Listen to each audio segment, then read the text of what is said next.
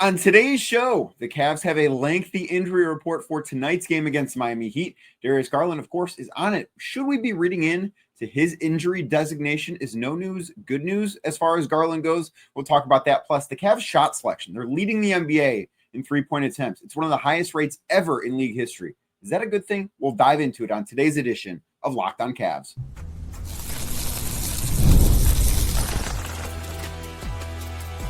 You are Locked On Cavs, your daily Cleveland Cavaliers podcast. Part of the Locked On Podcast Network, your team every day.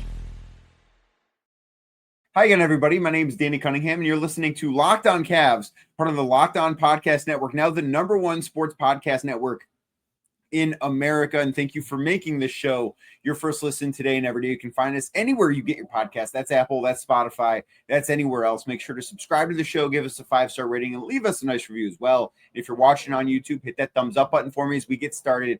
Click subscribe and hit that notification bell so you don't miss the latest Locked On Cavs content. And of course, today's show brought to you by FanDuel. Right now, new FanDuel customers can bet just $5. If your first $5 bet wins, you'll get $300 in bonus bets to use all across the app.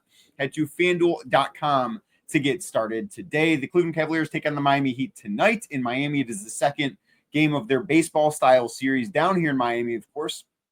They lost on Monday night, 140-138 in overtime. We'll probably dive into the end of that game a little bit near the end of today's show. But the injury report for Wednesday's game came out Tuesday evening, and it was a long one for the Cavs. Of course, Darius Garland, who left Monday night's game with a re-aggravation, I think it's fair to call, of his left toe injury that he had to have surgery on in June. He is out for this game. I think that the way he's designated is interesting, though, because it is injury management. And I think that is an important term because when Garland was coming back, it was not that. When Garland missed, if you think back to Saturday, where he played on Friday against the Washington Wizards and set out the second night of that back-to-back at home against the Chicago Bulls, he was also listed the same exact way that he is listed for tonight's game.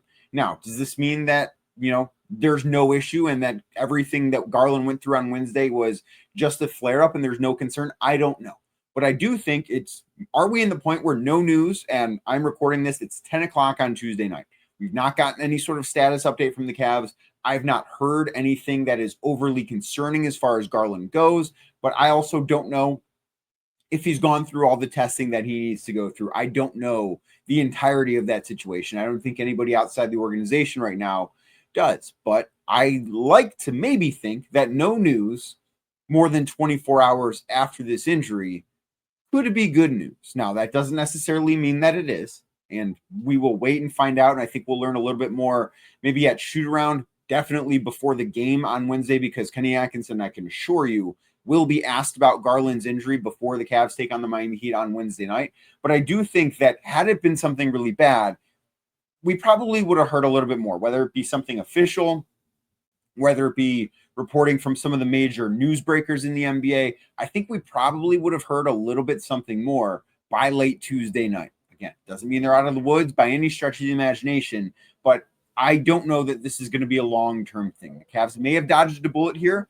We'll have to wait and find out. But I think it is a good sign, if nothing else, that on the injury report, instead of it being a left great toe sprain or a new injury for Darius Garland, that it's injury management. That doesn't mean it can't change, but I think the fact that one day after the injury, I don't even know if we should call it the injury was sustained, because I do think it was a re-aggravation, if nothing else. But one day after this, that it's an injury management listing as opposed to something else, I do think could be looked at as a good sign. It's not a finality. We don't know for sure, but it's a better sign than had he been listed with a great toe sprain or something worse than that. So I do think that is certainly one thing to take away from the injury report for Wednesday's game. Also on the injury report, Donovan Mitchell, Evan Mobley, they're both out for rest purposes. Jaylon Tyson also will miss this game because of a concussion. I don't know when exactly Jaylon suffered the concussion on Monday night, but it did look at one time as if Sam Merrill accidentally kicked him in the back of the head. Jaylon reached for the back of his head. He continued to play. He played the rest of the night without any issues, and obviously had to report symptoms at some point, because here we are now where he's going to miss this game with a concussion. Typically when a guy gets that, I would think going to be out for at least a week. So maybe Jaylon Tyson is out that long. Maybe he's out longer. We will have to wait and see. That is certainly another guy that we'll get answers on Wednesday from Kenny Atkinson. And then I wanted to talk about the rest for Donovan Mitchell and Evan Mobley. And I know that there is, anytime you see rest on the injury report, there tends to be an uproar, right? Like, why aren't you playing? It's November. How come you already need rest? The Cavs are, and I've been saying this since the summer, they are going to take things conservatively this year. They're not going to push guys. They're not going to go full throttle in the regular season. That's why that locker room on Monday night wasn't all that upset that they lost that basketball game. Like Donovan Mitchell said, I'm glad this happened now. I'm glad that not glad that they lost, but glad that they can learn from something now. This is a group that, if you think back to 12 months ago on November 11th, I believe they were 12 or 13-0 at this point. I think they were 12-0 before they went to Boston and lost their first game. And you could make a case that they were playing at that time their best basketball, that they never played better basketball than they did at the start of the season. I don't necessarily buy that. I think that this 16-game winning streak certainly featured better basketball at times than the 15-game winning streak did, and I think the Cavs did get better. But you could make the case that the start of the season for them was the peak, right? And they are making sure of it one way or another, that the beginning of this season is not their peak. They're not clicking on all cylinders. There are times where they've looked very good. There are other times where they've looked not quite as good. Monday night, I thought for the most part, they looked really good offensively. The second quarter, they looked terrible. The other three quarters, they were awesome. But overall, it's been a bit of a mixed bag. And Donovan Mitchell and Evan Mobley have played a lot of minutes so far this year. And Donovan has already missed a game with a hamstring. He's been questionable with a hamstring for a couple of other ones. So taking care of where he's at physically is of the utmost importance, especially if Darius Garland is going to miss time.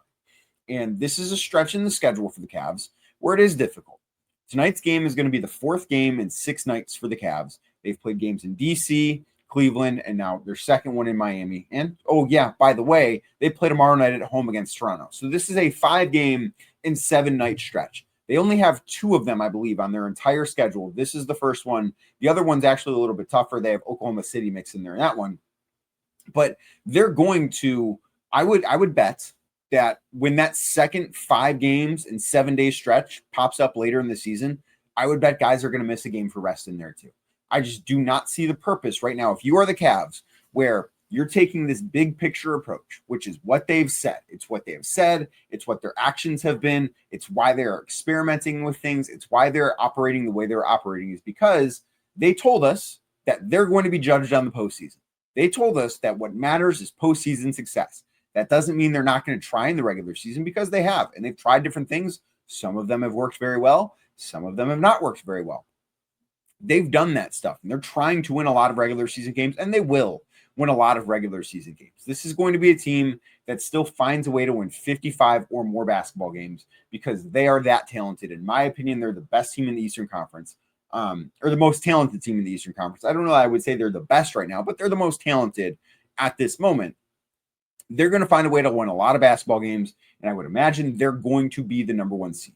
They're still the favorites on FanDuel to win the Eastern Conference. They've got the 3rd best odds to win the finals, only behind Oklahoma City and the Denver Nuggets. So they're taking the approach of all of those things by doing this. There is no reason in the regular season for Donovan Mitchell to play 5 basketball games in 7 nights. There's not. Maybe if you want to have a gripe with Evan Mobley sitting and saying, hey, this could be, I understand it's 5 games in 7 nights, but the opportunity to carry the offense and do that could be a good thing for Evan and his development. I can buy that. And I think that could make sense. Like, if you have an issue with the rest thing, don't have it with Donovan. If you have an issue with Evan getting a rest night because you think it could be something good for his development to play a game without Donovan, without Darius, and hey, go figure this out. It might not always look good, but it's going to be something that can pay off for him down the line. I can get behind that line of thinking, but I don't see the reasoning other than that for why those guys need to play 5 games in 7 nights. I don't. when they play 5 games in 7 nights, and like I said, I believe there are 2 stretches on the schedule this year where they have it. It's this one, and it's one later in the season. I believe it's in January when Oklahoma City comes to Cleveland. It's not necessary. What are they going to, especially in November, what are they going to prove by going out there 5 times in 7 nights? I don't know that there's not much to be gained. There, in my opinion, from Donovan Mitchell's perspective, is nothing to be gained for him individually by going out and playing 5 times in 7 nights. And if he wasn't going to sit on Wednesday night against Miami, he would sit the second half of this back-to-back at home against the Toronto Raptors on Thursday. So I don't think that there should be any issue with those guys having the night off. I think it will be a good opportunity for some of the younger guys. We're going to see a lot of Craig Porter Jr. I imagine we'll see a lot of Tyrese Proctor. It's disappointing Jaylon Tyson is hurt because I would like to see where Jaylon Tyson is at in a game right now without those guys, considering how good he's been playing in his role. Like, what does it look like for him in a bigger role? I think this is a big opportunity for Jared Allen, who we might talk about a little bit later because he only played 1:44 in the fourth quarter and overtime of Monday night's game. What's going on there? I think that is an interesting situation to follow. So this will be a good opportunity for some guys. I do think it would have been a good opportunity for Evan Mobley, but the Cavs have preached for months now. This isn't a new thing, that they are operating this season with the big picture in mind. They're going to be conservative when it comes to guys coming back from injuries. Like if Darius Garland, if all he did is tweak his toe on Monday night, and again, we don't have the specifics as of right now, but if that's all he did, he might miss a week because of it. That, I think, is taking a conservative approach. They're going to give guys rest nights because ultimately, for them to reach their ultimate goal, winning a game in Miami on November 12th doesn't get them any closer, and losing that game doesn't push them any further away. And I think that is the thing that organizationally they're keeping in mind when they're making these decisions. Now, there has been a shift for the Cavs offensively this year because they were one of the best three-point shooting teams last year, and they shot them at a high volume, but they're shooting them at a higher volume than almost anyone ever. We'll talk about, are they shooting too many threes? We'll dive into that next right here on Locked On Cavs. But first, today's show is brought to you by FanDuel. The NBA is back. Oh, is it back? And there's no better place to get in on the action than with FanDuel, the official sports betting partner of the NBA. With FanDuel, you can bet on everything. They've got live props.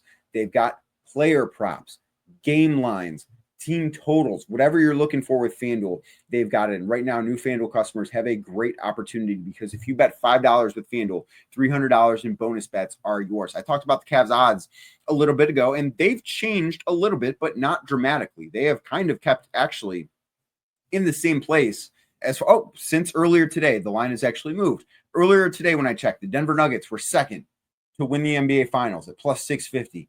They're now plus 700. The Cavs tied at plus 700. The Oklahoma City Thunder still favorites, but the Cavs still have the second best odds to win the NBA Finals as far as the Eastern Conference goes. Cavs are plus 220 to win the East. The Knicks are plus 370. So there is a sizable gap there. FanDuel certainly still a believer in the Cavs, and I think that you should be too, despite maybe some early season struggles so far. So right now, like I said, now is the time to join with FanDuel because FanDuel is giving new customers $300 in bonus bets when your first $5 bet wins. That's right. $300 in bonus bets when your first $5 bet wins. So head to FanDuel.com. That is FanDuel.com to sign up and play your game with FanDuel, the official sports betting partner of the NBA. Today's show is also brought to you by Built. Nobody likes paying rent. Nobody likes paying rent. But if you must, you might as well get something for it. That's where Built comes in. Built is changing the game by turning your rent payment into real rewards that you can actually use. When you pay rent through Built, you earn flexible points that can be redeemed toward hundreds of hotels and airlines, a future rent payment, your next Lyft ride, and so much more. But Built isn't just about rent. It's about rewarding you around your entire neighborhood. With Built, your rent finally works for you. You're earning points every month on something that you already have to pay. You got to pay rent anyways. You might as well get points for it. Built makes everyday life feel more rewarding, from your neighborhood to your travel plans. So turn your rent into rewards and start earning points around your neighborhood by going to joinbuilt.com/lockedonnba. That is joinbilt.com/lockedonnba. And make sure to use that link so that they know we sent you. Thank you again for making today's edition of Locked On Cavs your first listen. Thank you for making Locked On Cavs your first listen every single day. The Cavs are shooting a ton of three-pointers. A ton of three-pointers. They're shooting more three-pointers than they've ever shot before. They're shooting more three-pointers than anybody else in basketball. And on Monday night, and yes, it was an overtime game, but on Monday night, they shot 65 three-pointers. That is a franchise record. That is a franchise record by 5.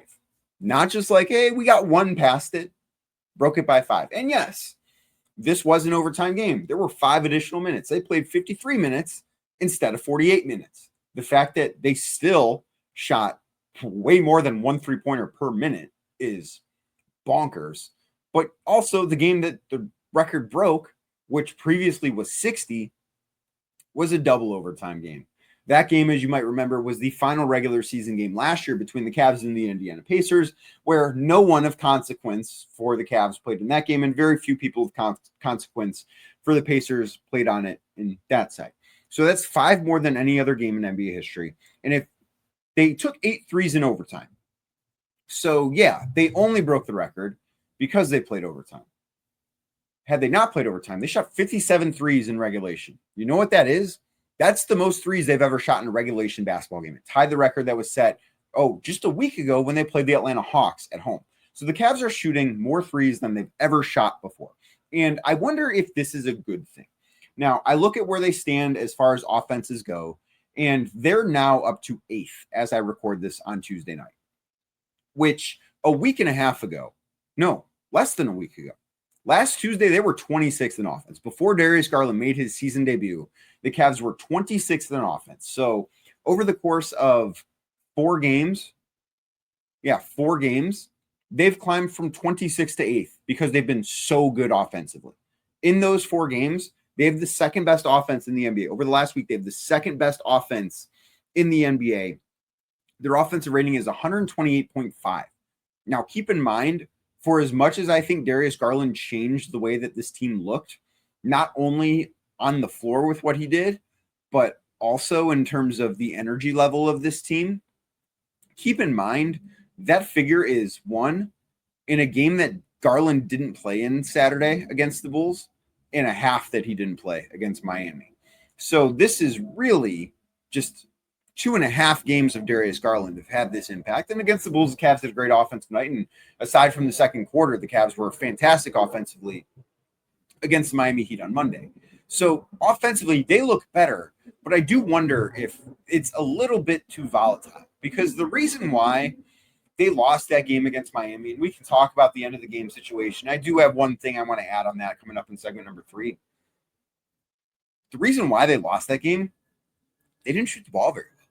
They took, like I said, 57 threes in regulation, which is the most they've ever taken in a regulation game.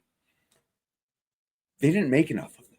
That is part of the problem. Part of the problem, I think, is that their offense right now is a little bit too up and down. It's a little bit too volatile because they're relying upon the three-pointer. Now, they've got some very good shooters. We all know that. Like, they have, I think, one of the best shooting teams in basketball. That's not necessarily bearing out right now the way that you would expect it to. But for the Cavs to go 1 of 8 in overtime from three-point range, that's kind of where they lost that game, because they missed 7 threes in overtime. If they have a possession where they're getting a better shot, because it's not, and to be fair here, they still are generating a lot of really good shots, but they went 20 of 57 from beyond the arc in regulation. 23 pointers is a lot to make in a game, but 20 for 57 is not a good percentage. That's not a good enough percentage to go win that game. That is the problem, because we can look at volume, and volume does matter. And I know the Celtics built themselves basically on this premise when they won the championship a few years ago. But I don't think that's the right way to go. I think that this Cavs team is too talented to sort of put it in the hands of whether or not the three-point ball is going to go in. I'm not saying that the Cavs should not be shooting a lot of them. They should be. They should be among the league's leaders. Right now, they're averaging 47.1 threes per game, which is the most in the NBA. It's the second highest number for any team ever, only behind that Celtics team that won the title. There are only, I believe, 4 teams ever that have shot more than 55 threes per game, more than 45 threes per game, it was those two Houston teams with James Harden and Chris Paul, and then the Celtics, and now the Cavs. That's not a long list. This is not something that has proven to work over and over again in NBA history. Right now, through their first 11 games of the season, more than half of the shots that the Cavs have taken have been three-pointers. That to me is a little unhealthy with what this roster looks like, because yes, Donovan Mitchell is going to shoot a lot of threes. He's also somebody that should get to the basket a lot. Evan Mobley should be near the basket more. Jared Allen, who hasn't been playing a ton, which I find to be very interesting, should be near the basket more. Darius Garland, when he's healthy, I do think will help to maybe drive this number down a little bit, because I think he will get to the basket a little bit more. But I do think that their shot quality is something that is very interesting to look at, because right now the Cavs are 21st in restricted area attempts. Given what their roster looks like, that is too low. I'm not saying they need to be first. But I think 21st is far too low given the construction of their team. Last year, they were 12th in restricted area attempts. They took 25.2 restricted area shots per game last year. They're down to 22.3 so far this year. That might not sound like a big deal, but considering the percentage that teams tend to shoot from that area, that is a big deal. That's up to 6 points being left on the floor because you are taking a different shot in favor. Now, the fair part of that is, well, you only need to hit 2 threes to make up for 3 makes inside. Like, I understand how math works. I totally get that. And I'm not somebody trying to say, hey, they should limit how many threes they should take. No, they should be around 40-ish, 42. But I think averaging 47 is a little high, and having multiple games with 57 or more is also probably a little bit much. Now, the one thing that I do find to be good, and I wonder the impact that Garland has had here, because the ball movement to me has felt much better lately, but the Cavs are actually generating more wide open threes so far this year. They're not making them at the clip they need to be making them at. I do think, like, for wide open threes, you should be shooting between 42 and 45%. The Cavs are not quite there. I believe they're right around 40, which is still fine. But given their caliber of shooters, I think they should be a little better. They are 9th in the NBA in wide open three-point frequency. They're taking 21.6 wide open threes per game. That's very good. 9th in the NBA. Last season, they were 11th. They were taking 20.4, so that is up. Their open three-point rate, which is a defender between 4 and 6 feet away, according to the NBA, is also up compared to last season. That is also good. They're not shooting that well. They're shooting, I believe, 34% on open threes. If you want to buy into something on the Cavs offensively that's going to tick up, that's the thing that, like, that will just progress to the mean, if anything else. Like, that is the one thing. Okay, they are generating good shots, but they're also taking more tightly contested threes this year than last year, which I kind of think that if you do some of the math, some of those rim attempts are, becoming wide open threes, but some of them are becoming bad shots too. And I think that is something that's worth noting. And I think that this is sort of the last thing that the Cavs need to get back to doing offensively, is getting to the rim just a little bit more. I think they'll be better for it. I think the roster is suited for it. And ultimately, I just think it's a little bit more of a sustained style, because they are relying upon the long ball, in my opinion, a little bit too much so far this season. Now, I want to talk again briefly about the end of the game on Monday night, because the more that I've thought about it, I don't know that the Cavs actually did anything wrong on the floor. That might sound crazy, but I'll tell you why next, right here on Locked On Cavs.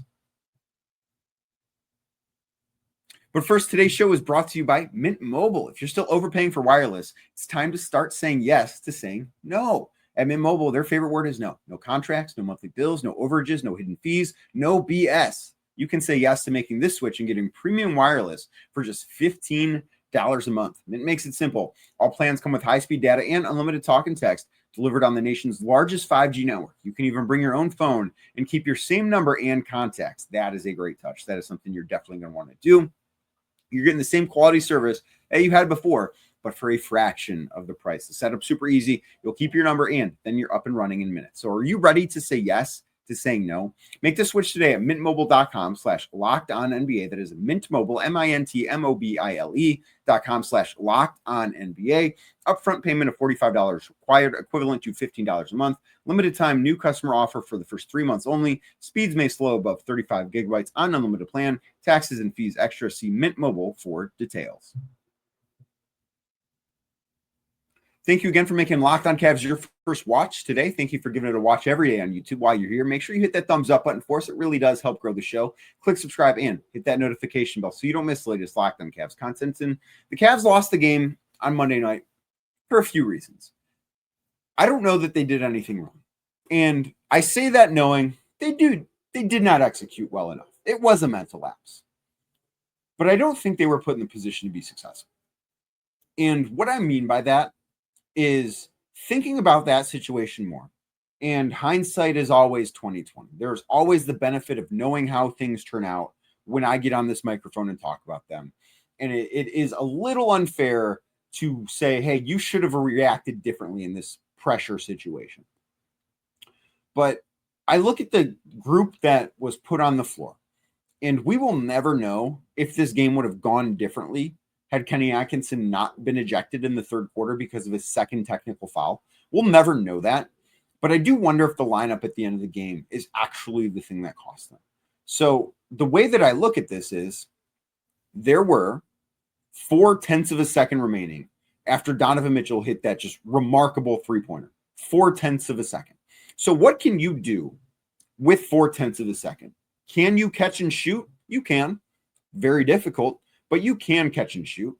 Can you go to the rim? You can. Believe it or not, that's what Miami did. I think that the Cavs didn't prepare well enough for that moment. I don't think that they understood as well as they needed to where that basketball was going to go and how to prevent it. So on the floor, they had Dean Wade, they had DeAndre Hunter, they had Sam Merrill, they had Evan Mobley, and they had Donovan Mitchell. And are all those guys equipped to be in that spot? Sure. Was that the best group that could have been out there? I don't think so. So look at it this way.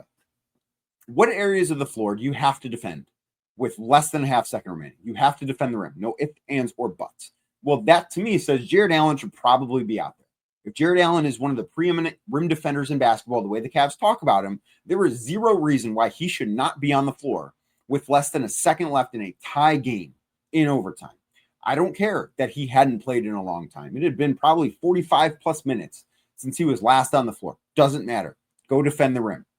Evan Mobley was out there, should have been out there. His assignment probably should have been a little bit different than it was, but he should have been out there. Dean Wade, no issue. DeAndre Hunter, no issue. Those guys should have been out there. But I also look at it and say, okay, Jarrett should have been defending the rim. They had Donovan Mitchell defending the inbound passer, which is fine, but I don't think that is the best guy for the job. And that's not a slight at Donovan. I think if you listen to this podcast or if you read anything I've ever written over at the Inside Shot, I think you know very well how I feel about Donovan Mitchell as a basketball player. I think he's one of the best in the game, but I wouldn't have him in that situation. That was not setting him or the team up to be successful. I know he didn't play at all. I think it would have made sense to just say, hey, Thomas Bryant, go stand in front of the passer. You are one of the biggest guys that we got. We don't want you defending the rim. We want Jared Allen doing that. The Cavs needed to be as big as possible because they needed to defend the rim. And for as weird as it sounds, they needed to defend the opposite side of the floor. Because if you think about this, with where the ball was and given the clock, 0.4 of a second is enough time to catch and shoot. It is. By the letter of the NBA law, you can catch and shoot in that amount of time. But what you cannot physically do is catch, turn, and shoot. So that says anybody that is running towards the inbounder is not a threat here. Like Evan Mobley was defending Jaime Jaquez, and Jaime Jaquez instantly bolted to the corner on the same side of the floor as the inbounder. Evan Mobley ran with him, and that is exactly where that play was lost. Now, was Jaime Jaquez a threat to get the ball? Sure. Is Jaime Jaquez going to catch, turn, shoot, and make that shot all in under 0.4 of a second? No, that's not a thing that's going to happen. So you really can eliminate half of the floor because you don't have to defend anybody that would have to catch, turn, and shoot. So you have to basically defend flare screens out to the 3-point arc on the opposite side of the floor and the rim. And the Cavs didn't have the best personnel out there to do it. And that, to me, is where that game is lost. And it's a very, very difficult position for Johnny Bryant to be in, acting as head coach with Kenny Atkinson in the locker room watching on the TV. But, and like I said, hindsight is 20/20. But that is the one thing that I look at and just say, you know what? I think they lost that game not because of the guys that were on the floor, but because of the guys that weren't on the floor. Maybe should have been. I think that is the thing to look at. So I do think tonight's game could be an interesting one. I think that there will be fun things to watch for. Like, what does Tyrese Proctor look like? How does Craig Porter Jr. play? Does Larry Nance, who is questionable, come back? I think those are kind of the things that you're looking for. And then the Cavs are right back at it tomorrow at home, taking on the Toronto Raptors. I would imagine Donovan Mitchell's back. I would imagine Evan Mobley's back. Of course, tomorrow we will not only also talk about what happens in the game tonight, we will talk about what we find out about Darius Garland here in Miami when Kenny Atkinson will address it at some point, because he will be asked about it prior to the game. So that's going to do it for today's edition of Locked On Cavs. Thank you for making it your first listen. For your second listen of the day, go check out Locked On Guardians. Stephen Vogt just won Manager of the Year for the second straight year. I'm sure that Justin and Jeff will have you covered with some really great stuff over there. So before we get out of here, make sure you do me a favor. Click subscribe if you're listening to this podcast, wherever you get it. That's Apple, that's Spotify, that's anywhere else. That is the very best way to help grow the show. And make sure you hit that thumbs up button on YouTube, click subscribe, and hit the notification bell. And I will be back first thing tomorrow morning talking more about the Cleveland Cavaliers.